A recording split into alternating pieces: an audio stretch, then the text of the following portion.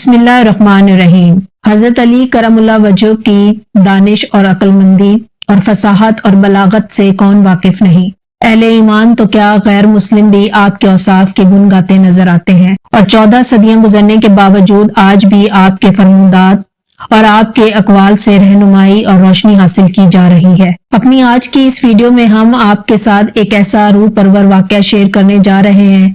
جس میں ایک شخص دربار خلافت میں حاضر ہوا، حضرت علی رضی اللہ تعالیٰ عنہ سے یہ پوچھا کہ جب اللہ تعالیٰ ہم سے 70 ماؤں سے بھی زیادہ محبت کرتا ہے تو پھر ہمیں دکھ اور تکلیف کیوں دیتا ہے،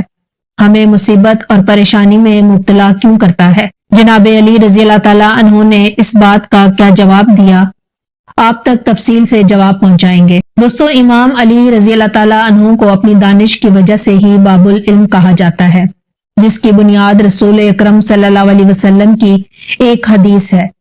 جس میں انہوں نے فرمایا کہ میں علم کا شہر ہوں اور علی اس کا دروازہ ہے۔ گویا رہتے زمانوں تک یہ اصول طے کر دیا گیا کہ دنیا میں جس شخص نے بھی عقل و فہم کی بھیک مانگی ہے اس کو اس شہر علم کے اس دروازے پر آنا ہوگا اور صدا بلند کرنی ہوگی۔ صحابہ کرام رضوان اللہ اجمعین اس فرمان رسول صلی اللہ علیہ وسلم کے اندر چھپے نقطے کو بخوبی سمجھتے تھے۔ چنانچہ ہم دیکھتے ہیں کہ اس زمانے میں یہ عام چلن تھا کہ کوئی نہ کوئی صحابی امام علی کے بارے میں حاضر ہوتا اور اپنی کسی پریشانی کو ڈسکس کر کے اپنا ایک تشفیعی جواب حاصل کرتا۔ ایسے ہی ایک بار حضرت علی اپنے علم و فضل کا دربار سجائے بیٹھے تھے کہ ایک شخص وہاں پر آیا اور اس نے یہ سوال کیا کہ یا علی یہ بتائیں کہ جب اللہ ہم سے بے پناہ محبت کرتا ہے تو پھر ہم پر دکھ اور تکلیف کیوں بھیجتا ہے۔ دوستو، یہ حضرت علی کی فراست کا امتحان نہیں تھا، بلکہ اللہ تعالیٰ نے ایک سبب پیدا کرنا تھا کہ رہتی دنیا تک، آنے والے زمانوں تک اور آنے والی قوموں تک یہ ایک مفصل جواب ضرور پہنچائیں اور لوگوں کا طرز فکر بالکل بدل کر رہ جائے گا۔ امام علی رضی اللہ تعالیٰ عنہ مسکرائے اور فرمایا کہ اے شخص، شکر ادا کرو کہ اللہ نے دکھ کو پیدا کیا ہے، یہ اللہ کی عظیم ترین نعمتوں میں سے ایک نعمت ہے۔ اس پر وہ شخص فطری طور پر حیران ہوا اور جوابی سوال پوچھا کہ یا علی، دکھ بھی ایک نعمت ہے؟ جناب علی رضی اللہ تعالیٰ عنہ نے فرمایا کہ اے شخص، اس طرح ایک نعمت ہے کہ اللہ جس شخص کو مضبوط بنانا چاہتا ہے اس کو دکھ کی راہ پر چلاتا ہے، اور جس شخص کو اپنے قریب کرنا چاہتا ہے اس کے اوپر رنج و مصیبت بھیجتا ہے۔ گویا وہ شخص جو آسانی، راحتوں اور خوشیوں کے اندر اللہ تعالیٰ کے ذکر سے غافل تھا، اس کے لیے ایک ہی موقع دیا جاتا ہے کہ وہ اللہ تعالیٰ کی طرف لوٹ آئے، اللہ کو اپنی دعاؤں میں یاد کرے اور اسی کے آگے سر جھکائے۔ دوستو، رسول اکرم صلی اللہ علیہ وسلم کی حدیث کا مفہوم ہے کہ مومن اللہ کے نور سے دیکھتا ہے، اس کی فراست سے ڈرو۔ یہ جو امام علی کرم اللہ وجہ نے ارشاد فرمایا کہ دکھ اللہ تعالیٰ کی طرف سے ایک نعمت ہے، اس کے پیچھے بھی یہ سوچ کار فرما تھی کہ قرآن مجید فرقان حمید میں کہ اللہ تعالیٰ فرماتے ہیں کہ ضرور ہم تمہیں آزمائیں گے، کچھ خوف سے، بھوک سے، مال سے اور جان کے نقصان سے اور پھلوں کے زیان سے، اور صبر کرنے والوں کو خوشخبری دے دو۔ گویا انسان کے لیے ایک موقع پیدا کیا جاتا ہے، اسے ایک چانس دیا جاتا ہے کہ اس کی طرف سے اللہ نے یہ تو ٹیسٹ مقرر کر رکھے ہیں اپنے بندوں کو آزمانے کے لیے، ان میں سے کچھ بھیجے اور پھر اگر کوئی اس پر صبر کا مظاہرہ کرے تو اسے بے پناہ خوشخبری کو بے حد و حساب انعام عطا فرمایا جائے۔ تو آپ ہی فرمائیں کہ کیا عجب۔ جناب علی رضی اللہ تعالیٰ عنہ نے یہ فرمایا کہ دکھ ہی اللہ تعالیٰ کی طرف سے بھیجی گئی ایک نعمتوں میں سے نعمت ہے۔ تو کیا یہ درست نہیں تھا کہ انسان کو اللہ تعالیٰ ایک چانس دینا چاہتا ہے کہ وہ میرے بھیجے گئے ٹیسٹ کے اوپر صبر کا مظاہرہ کرے اور پھر بدلے میں یا اس زندگی میں یا ابدی زندگی میں انعام و کرام پائے؟ اسی طرح کی ملتی جلتی بات اللہ تعالیٰ نے اپنے بندوں سے سورہ عصر میں بھی بیان کی ہے۔ اللہ تعالیٰ فرماتا ہے کہ زمانے کی قسم، انسان خسارے میں ہے سوائے ان کے کہ جو ایمان لائے اور عمل صالح کیے اور حق پر رہے اور صبر کا مظاہرہ کیا۔ تو گویا حضرت علی کے اس فرمان کا مفہوم بھی یہی ٹھہرا کہ جو اللہ تعالیٰ تم پر دکھ بھیجتا ہے اس پر اگر صبر کا مظاہرہ کیا جائے تو انعام و اکرام کی بشارت ہے اور اللہ تعالیٰ اس شخص کے لیے آسانیاں ضرور عطا فرمائے گا۔ دوستو، مگر ہم دیکھتے ہیں کہ افسوس کا مقام ہے کہ ہم سب جب اللہ تعالیٰ کی طرف سے کوئی مصیبت نازل کی جاتی ہے تو اس پر صبر کرنے کے بجائے اللہ تعالیٰ سے گلے شکوے کرنا شروع کر دیتے ہیں اور اپنی قسمت کی خرابی کا شکوہ شروع کر دیتے ہیں۔ گویا اسٹیٹس کا اصل مفہوم، اصل مقصد جانے بغیر ہم مزید گمراہی کا شکار ہو جاتے ہیں اور اللہ تعالیٰ سے مزید دور ہو جاتے ہیں۔ دوستوں، مگر یہ بھی انسان کی فطرت ہے کہ دکھ کسی کو بھی اچھا نہیں لگتا،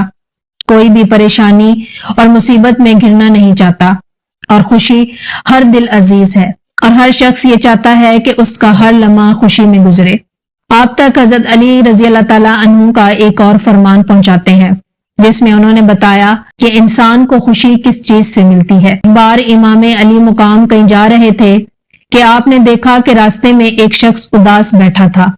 آپ اس کے پاس گئے اور فرمایا کہ اے بندہ خدا، مجھے بتاؤ تم کیوں اداس بیٹھے ہو؟ اس شخص نے سر اٹھایا اور حضرت علی کو مخاطب کرتے ہوئے کہا کہ یا علی، میری بچپن کی خواہش تھی کہ میرے پاس 1000 اونٹ جمع ہوں، مگر زمانہ گزر گیا، میری عمر گزر گئی، آج تک میں صرف یہ 4 اونٹ حاصل کر سکا ہوں۔ میں اس لیے اداس ہوں کہ میں اپنی زندگی کا خواب نہیں پا سکا اور آج تک 1000 اونٹ کا مالک نہیں بن سکا۔ حضرت علی رضی اللہ تعالیٰ عنہ نے فرمایا کہ اے شخص، مجھے بتاؤ کہ اگر تم کسی چیز کے مالک ہی نہیں، اگر تم کسی چیز کو حاصل ہی نہیں کر سکے اور کوئی چیز تمہارے پاس نہیں ہے تو کیا تم کسی شخص کو وہ چیز عطا کر سکتے ہو؟ اس شخص نے جواب دیا کہ یا علی، اگر کوئی چیز میرے پاس موجود ہی نہیں ہے تو میں کیسے کسی دوسرے شخص کو دے سکتا ہوں؟ تو جناب امام علی مقام نے فرمایا کہ اگر یہ 1000 اونٹ اپنے وجود میں خوشی نہیں رکھتے تو وہ تم تک خوشی کیسے پہنچائیں گے؟ تمہاری خواہش اس بات میں نہیں ہے کہ تمہیں 1000 اونٹ مل جائیں، بلکہ تم نے خود اپنی خوشی اس بات میں رکھی ہے کہ تم خوش تب ہوگے جب 1000 اونٹ تمہیں ملیں گے، اور جب یہ خواہش پوری ہو جائے گی تو تم اس چیز کے عادی بن کر کسی اور چیز کے پیچھے بھاگنا شروع کر دو گے اور تمہاری یہ زندگی تمام ہو جائے گی اور تم زندگی نہیں جی پاؤ گے۔ جاؤ زمین پر پھیلو اور دیکھو کہ اس زمین پر ان گنت ایسے لوگ ہیں جن کے پاس 1000 اونٹ ہیں۔ ان سے پوچھو کہ کیا وہ لوگ خوش ہیں، کیا وہ اپنی زندگی سے مطمئن ہیں؟ انسان خواہش کے پیچھے تب تک بھاگتا ہے جب تک وہ اسے حاصل نہ ہو، جب تک وہ اسے پوری نہ کر سکے۔ اگر آج تمہاری ایک آنکھ خراب ہو جائے تو تمہاری خوشی اس بات میں ہو جائے گی کہ 1000 اونٹ تو چلیں چھوڑ دیں، میری آنکھ ٹھیک ہو جائے، میری ایک آنکھ واپس آ جائے تو میں خوش ہو جاؤں گا۔ یہ جان لو کہ تمہاری خوشی تمہاری خواہشات میں نہیں بلکہ تمہارے وجود میں رکھی گئی ہے، تمہاری سوچ میں رکھی گئی ہے۔ اے شخص، انسان کا یہ مناسب نہیں کہ وہ اپنی خواہشات کا غلام ہو جائے اور اپنی نفسانی خواہشات کے پیچھے بھاگتا رہے۔ دوستو، حضرت علی کے اس فرمان کے پیچھے یقیناً یہی سوچ کار فرمان تھی کہ اللہ تعالیٰ قرآن مجید میں صاف اور واضح الفاظ میں ارشاد فرماتا ہے کہ تم چاہ بھی نہیں سکتے اگر ہم نہ چاہیں۔ اسی طرح ایک حدیث قدسی کا مفہوم ہے کہ ایک تیری خواہش ہے اور ایک میری خواہش ہے، اور ہوگا وہی جو میری خواہش ہے۔ یعنی اگر انسان اپنی خواہشات کو، اپنی مرضی کو اللہ تعالیٰ کے حکم کے تابع کر دے اور جو کچھ اس کو عطا ہوا اس پر راضی رہے، اس پر شکر ادا کرتا رہے، تو عجب نہیں کہ وہ مقام بھی آ جائے کہ اللہ تعالیٰ اس کی ہر خواہش، اس کے دل سے نکلنے والی ہر دعا کو پورا کرنا شروع کر دے۔ کسی بزرگ کا یہ فرمان ہے کہ اگر تم چاہتے ہو کہ مجیب الدعوات تمہاری سنے تو مستجاب الدعا بن جاؤ،